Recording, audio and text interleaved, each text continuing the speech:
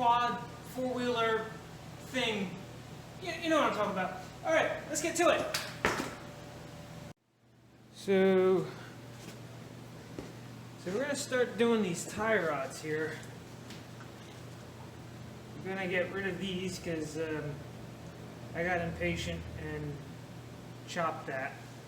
So, man, we do have, I just bought, I keep saying we, like there's multiple people here helping me. But it's really only me for the most part. So anyway, so I bought these Heim joints from Amazon, of course, because quality is number one.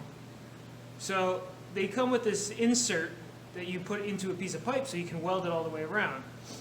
Nice thing is they come in a 2-pack, you know, straight from Japan, China, Qinghang, and one's left hand, the other one's right hand. So this way, when they're on the golf cart, when you turn the tube, they unscrew evenly or screw in together evenly, just to make it like a normal car. So this way it's easy to adjust.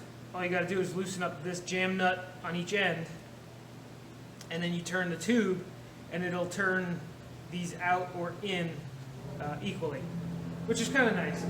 We also got some tubing here, which is just mild steel, so it's not crazy.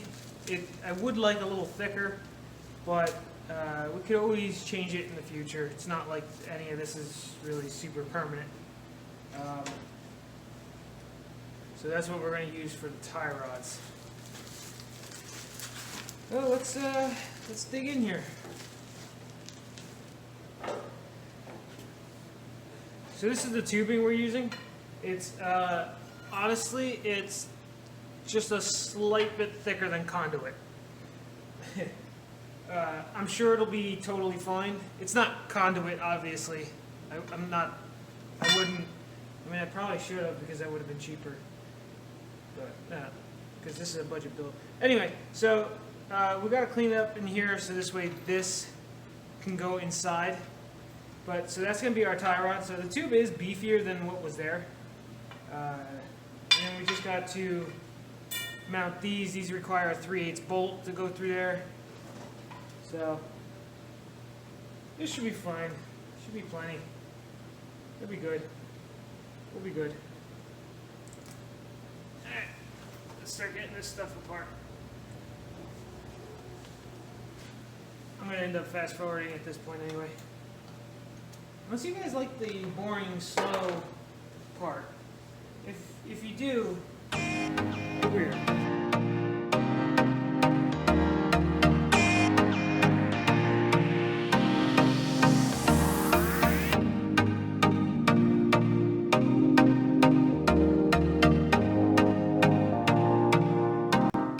Alright, so this is the catastrophe that I had to do to get the spacing right. So now, these Heim joints, if I can get my hands in here, they can actually pivot the way that they need to. And they go up and down, all angles. So, that should be fine. I'm gonna have to cut this half off. Just use that one, which is good.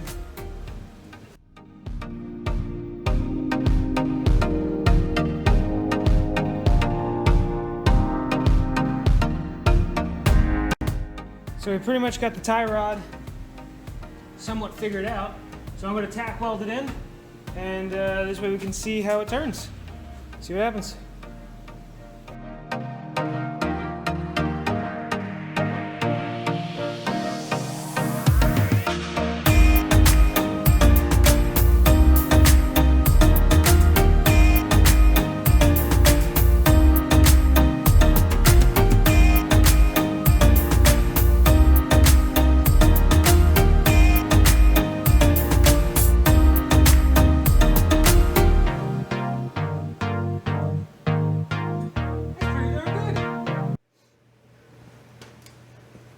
So we're moving on to the brakes.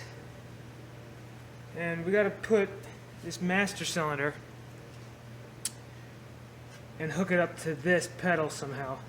So what I got in mind is kind of like a cantilever setup, because I want the pedal to have like a little bit of travel to it, so this way it's not like a as soon as you push on it, it's like rock hard, but it does stop. I want it to have some give, so I have a little bit more control over the stopping power.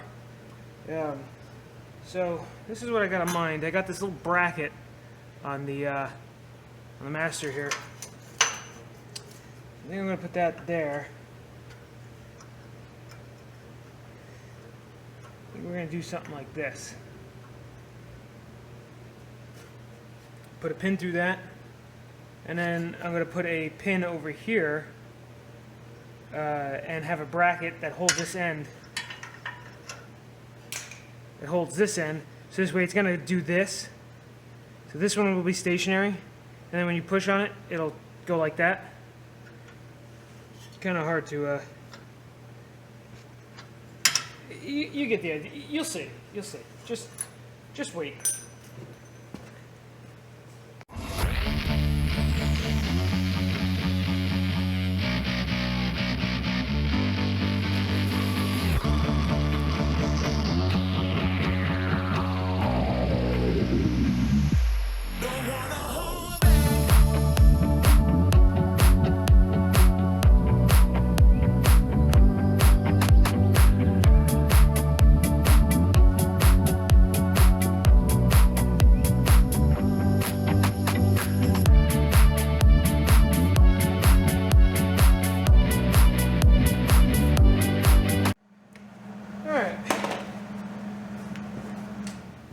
I got it all smoky in here. That's fun. I think we're good. Now the only downside is I'll have to make like a, where the plate that goes here, I'll have to go around the spigot because it hangs up a little bit. It's a little tall. Isn't really a big deal. This sucker's gonna be strong, I'll tell you what. Yep.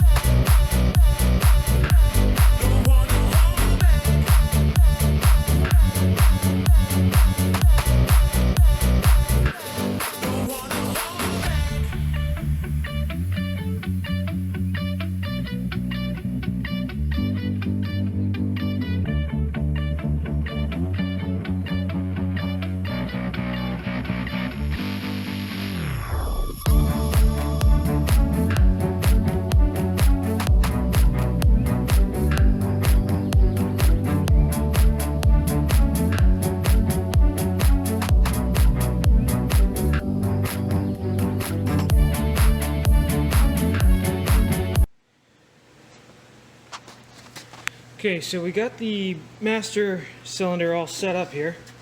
It actually works pretty good.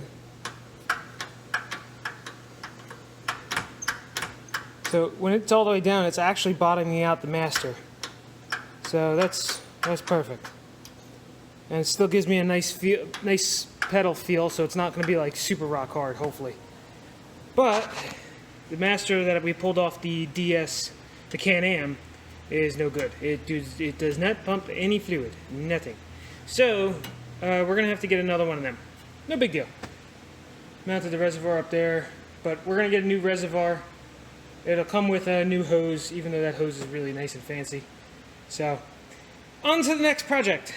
So we're gonna take the bike, the whole machine, pull it up a little bit, and start working on the back half. Abracadabra. So what the plan is right now, we need to cut out this whole section of the frame, but leave this whole back half, because the whole back half is what supports the back body. So this whole tube has to come out and come here so we can fit the wider tire. So what I'm going to do now is I actually cut this notch and that angle, and we're going to be fitting them like that. So that should give us the strength that I need, and then we can cut that tube out, and then it'll give me the width so I can put the bigger, fatter tire in there.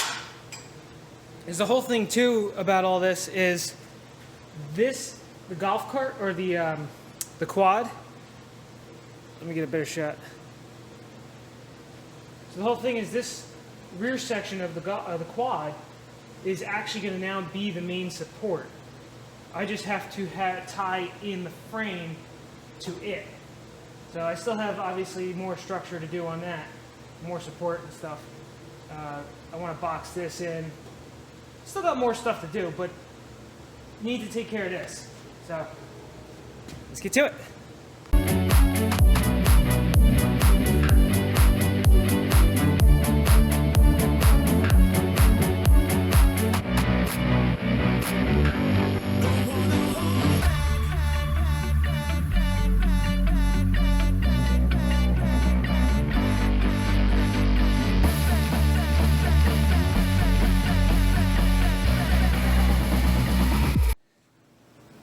Alright, so we're working on some supports to go from here to the frame, because I want to cut this section of the frame out so I can remake it to kind of strengthen all this up. So we're going to start by cutting little pieces of tubing. We're going to go from here right up to the bottom of this tube here, and we'll see what happens. Let's get to it.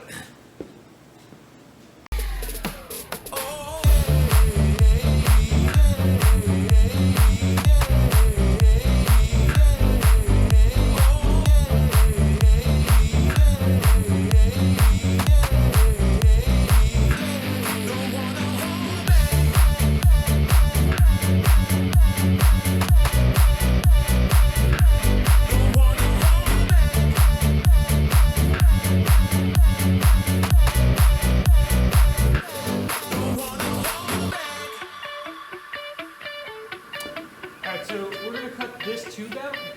Because I got the support down there, nothing should move. Fingers crossed. But so I'm going to cut the tube here, and I'm going to cut it here, and same thing on the other side. So let's see what happens.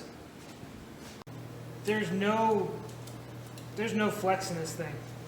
So I think we're actually in pretty good shape here. You can't tell me that this doesn't make things easy. Let's get to welding.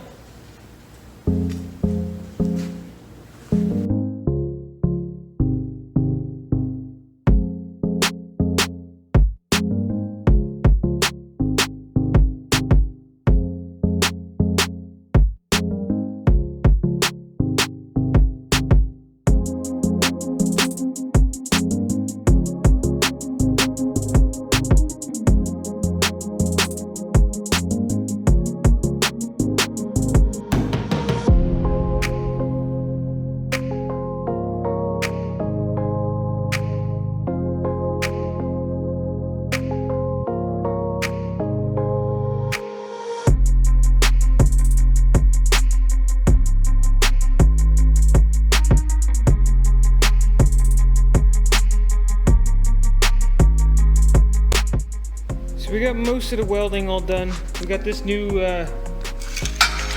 bracket in here, which is going to mount to the motor there. The backbone that's going to come over here is going to come down to one of these plates, because there's going to be 2 plates, and it's actually going to be welded to it. So this way that whole backbone can be taken out, and so we can take the motor out if we ever had to. I'm very big on making things serviceable, repairable. Alright guys, that's going to wrap it up for this week on the Yamaha G1 build. Next week, what we're going to hopefully do, I keep saying we, it's me. Ain't nobody else here. Anywho, me next week. So I'm going to start running the backbone for the shifter and for all the other controls. Hopefully then start running wiring, hook up the throttle cable, figure out where to put the choke, stuff like that. Then just gotta figure out a fuel tank, a battery tray, and we can go for a ride. So, stick around, guys. As always, make sure you subscribe. I appreciate all the support. Take care. Woo.